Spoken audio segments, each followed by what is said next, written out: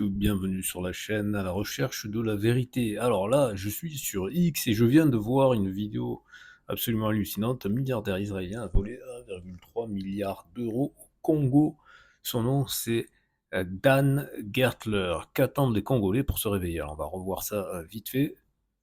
Donc, au Congo, un milliardaire israélien a volé 1,3 milliard d'euros au peuple congolais. Il a financé le marché d'armes pour provoquer de multiples révoltes. Et aucun média n'en parle. Alors ça, c'est vrai.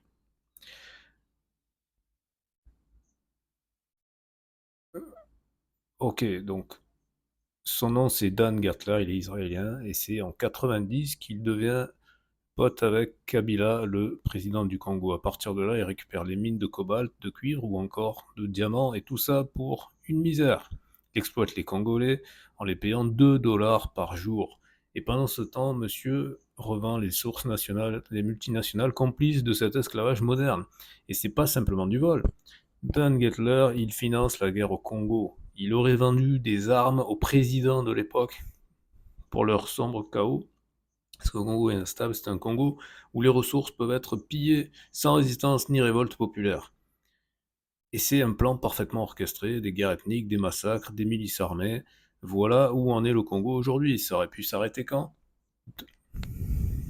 Les États-Unis ont sanctionné, interdiction de faire des affaires avec lui. Mr. Trump lui fait une passe décisive et il allège les sanctions. En ce moment, on parle de milliers de morts et un silence total de la part des médias. Est-ce que CNews en a parlé? Est-ce que CNews en a parlé? Est-ce que Pascal Pro en a parlé? Pas du tout. Alors, j'ai demandé à Grok quelle est la véracité de cette vidéo. Voilà la réponse de Grok. Alors, il m'a répondu en anglais, je vais vous traduire.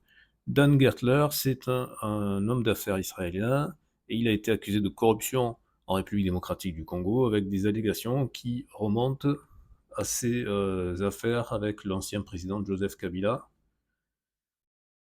incluant du cuivre et du cobalt, des arrangements dans des mines de cuivre et de cobalt. Les États-Unis ont imposé des sanctions à Gettler en 2017, qui ont temporairement été décalées en 2018, enfin ont été retirées pardon, en 2018, donc ça veut dire juste un an de sanctions, puis réimposées en 2021. Donc en 2017, c'était sous l'administration Trump, mais apparemment il a changé d'avis entre temps, parce qu'un an après il les a retirées. Et en 2021, donc sous l'administration Biden, ça a été réimposé, en citant son rôle dans de la corruption massive et du blanchiment d'argent dans le secteur des mines au Congo. Des rapports du Global Witness, je ne sais pas ce que c'est, et de la plateforme Protéger les lanceurs d'alerte en Afrique, clament que Gettler utilise un réseau de blanchiment d'argent pour évader, euh, pour esquiver les sanctions en fait, en acquérant des nouveaux actifs de mines au Congo, tout en redirigeant des millions à l'étranger. Le président en cours, Félix Tshisekedi, a critiqué l'exploitation étrangère des richesses des minerais de son pays, accusant le Rwanda et des partenaires internationaux comme l'Union européenne de complicité dans le alors, looting, je ne sais pas ce que c'est, alors je vais demander de traduire ça. Traduit en français.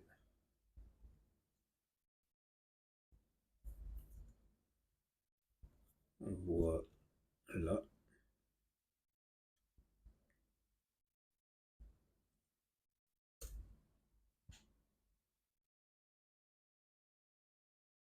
Voilà, le président actuel de la République démocratique du Congo, Félix Tshisekedi, a critiqué l'exploitation étrangère de la richesse minérale du pays, accusant le Rwanda et des partenaires internationaux comme l'Union européenne de complicité dans le pillage des ressources congolaises au milieu de conflits en cours impliquant des troupes soutenues par le Rwanda comme les rebelles du M23.